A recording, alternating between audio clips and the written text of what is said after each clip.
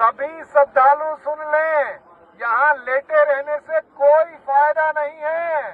जो सोवत है सो खोवत है। उठिए उठिए, स्नान करिए।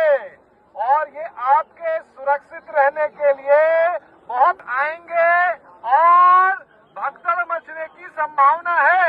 आप पहले आ गए हैं तो आपको सबसे पहले अमृत मिल जाना चाहिए।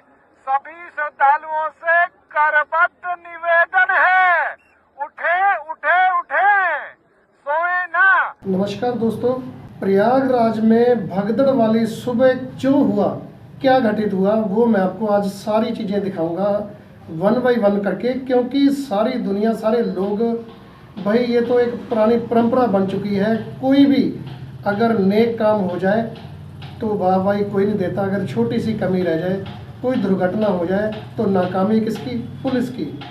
उसके बाद नाकामी किसकी? सरकार की। जो विरोधी पार्टियां होती हैं, विरोधी लोग होते हैं, उनका बस यही होता है उनकी कमी को पकड़ना और मीडिया में उछाल देना। जो भगदड़ मची प्रयागराज में और उससे जाने गई, उसका एक वीडियो निकल के आया है। पुलिस प्रशासन ने कैसे लोगों को समझाया, कैसे आगाह किया कि भाई प्रयागराज में बहुत भीड़ बढ़ रही है। जो लोग पहले आए हैं वो डुबकी लगाओ, स्नान करो, दर्शन मेले करो और चलते बनो। पीछे बहुत भीड़ आ रही है। उनको सब सूचना थी।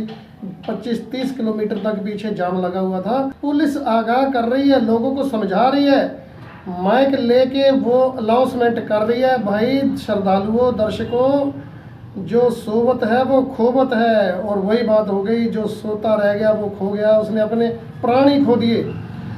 सो दोस्तों, इसके बाद दूसरी चीज़ जो है, व्यवस्था तो ठीक ठाक है योगी जी की, नाकाम नहीं है, लेकिन लोग उसको नाकामी का रंग दे रहे हैं। अब जहां इतने लाखों के हिसाब से इतने श्रद्धालु पहुंच जाएंगे तो भाई वहां व्यवस्था भंग हो ही जाती है।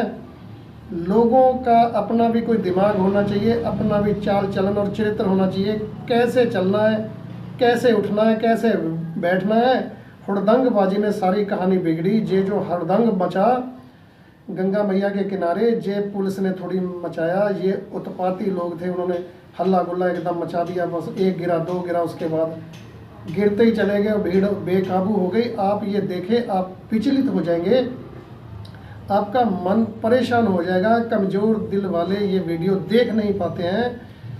कमज़ोर दिल क्या, तगड़े दिल वालों का भी एक बार दिल जंप लेने लग जाता है। अच्छा नहीं लगता जहाँ पर मानवता का, बेकसूर लोगों का, श्रद्धालुओं का, दर्शन मेले करने गए लोगों के ऊपर खाम मुसीबत टूट जाए और उनकी जानें चली जाएं, तो भाई सबको बुरा लगता है। ऐसा कोई दुनिया में इंसान नहीं है जिसे बुरा नहीं लगेगा। और बाकी फिर कर भी क्या सकते हैं, जो होनी है वो तो होनहार होती है, वो होके रहती है। अंत तो यही कहना पड़ता है। सो दोस्तों, इसमें एक नाकामी मुझे मीडिया की बहुत नज़र आई। शर्म आनी चाहिए उन्हें ऐसी बात बोलते हुए। उन्होंने 11 मौतें बताई और जो सोशल वर्कर, सोशल मीडिया वाले यूट्यूबर थे, उन्होंने जब आंकड़ा देखा तो उन्होंने बताई लगभग 70-80। नहीं भाई, ये सैकड़ों में गया है। क्योंकि एक बुजुर्ग ने ये बताया है कि 8 ट्रालियां पूरी भर के वो जोड़े चप्पल और जो उनके कंबल छूट गए, जो कुछ भी था मलबा, सारे मलबे के अंदर ही आदमियों को रख के ले जा रहे थे। क्योंकि भीड़ का मन विचलित ना हो, मेले में बहुत ज़्यादा शासन प्रशासन बिगड़ ना जाए, अनुशासन में रहें लोग, इसलिए उनको ये चीज़ दिखाई ही नहीं गई। आप बताएं, 8 ट्रालियों में कितना माल लोडेड हुआ होगा, कितना जूता, कितनी चप्पलें और कितनी लाशें मिक्स होंगी उसमें। भाई इसका आंकड़ा लगाना संभव नहीं है। ये राज की बात है, ये सैकड़ों में ही है।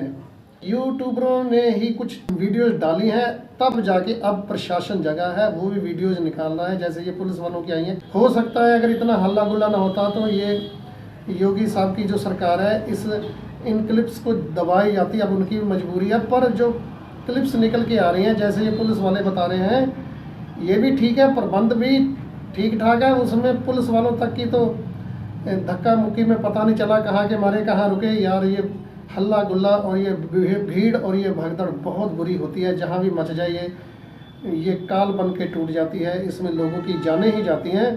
सो दोस्तों, आप देख रहे हो कि आर्मी वालों ने कैसे लोगों को जिनके अंदर थोड़ा थोड़ा दम है उनके सीनों को दबा रहे हैं, उनको पंप कर रहे हैं, उनके हार्ट को पंप कर रहे हैं। कईयों के पंप करने से बच गए, कई चल बसे और कई बिल्कुल एंड हो गए। बहुत जानें गई हैं जिसके ऊपर जो एक बार गिर गया, बुजुर्ग, बच्चा, औरत, महिला, पुरुष कोई भी हुआ, वो उठ नहीं पाया। कितना भी नौजवान हो ऐसी भीड़ में नहीं उठ पाएगा। सो दोस्तों, जो कुछ हुआ बहुत बुरा हुआ, लोगों की जानें गई हैं। बहुत श्रद्धालु बेचारे दर्शन मेले के लिए गए थे कुंभ के और उनके साथ ये हादसा हो गया।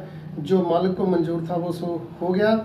और अब एक एक करके क्लिप्स सारी आ रही हैं और इसमें जानें कितनी गई हैं इसका जो है शासन प्रशासन ही खुलासा करेगा, तब जाके पता चलेगा। हज़ारों की तादाद में जाने गई हैं और हज़ारों में ही लोग अभी भर्ती हैं। और किसी का हाथ टूट गया, किसी का पैर टूट गया, किसी के पेट में चोट है, वो जख्मी है।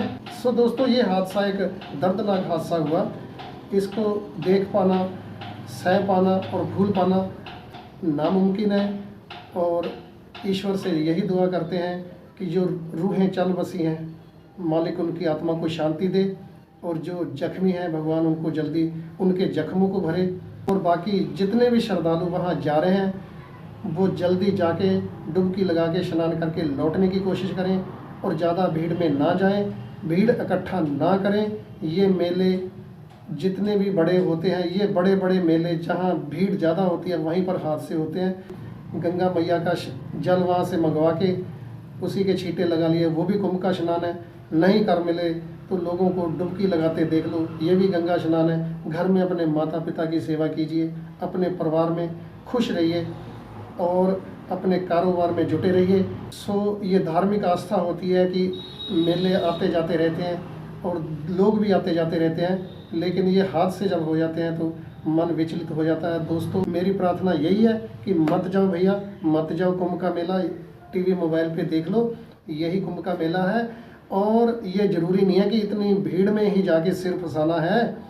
मेला ख़त्म हो जाए उसके 10-5 दिन बाद जाके भी आप हाज़िरी लगा सकते हैं, दर्शन कर सकते हैं।